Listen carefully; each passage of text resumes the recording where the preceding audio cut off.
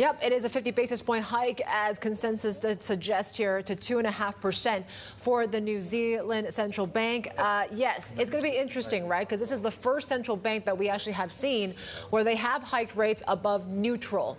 Is New Zealand sort of the bellwether here of how central banks are going to have to follow? And what are going to be effects of this sort of hawkish sort of tightening that we're going to see? Yeah, but food inflation 1.2% up there earlier, but we don't get the report quarterly on CPI. Let's get straight over now to Kathleen Hayes, our global economics and policy editor. So where New Zealand goes, do we all follow? Above neutral, that's you're asking. Well, certainly that's what the Federal Reserve is expected to do. But let's start with the RBNZ because remember, I'm glad you put it that way, because remember back in about the middle of 2020 when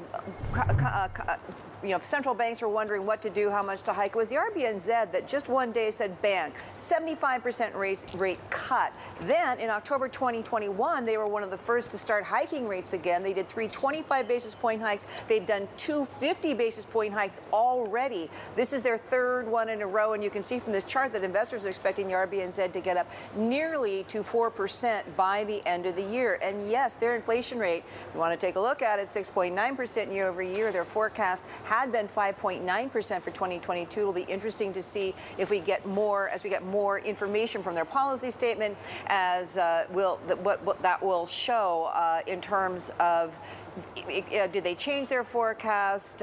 What is their expectation? How soon do they see inflation coming down? But the RBNZ, led by Adrian Orr, has made it very clear. We are going to be aggressive with monetary policy. That's what they have done.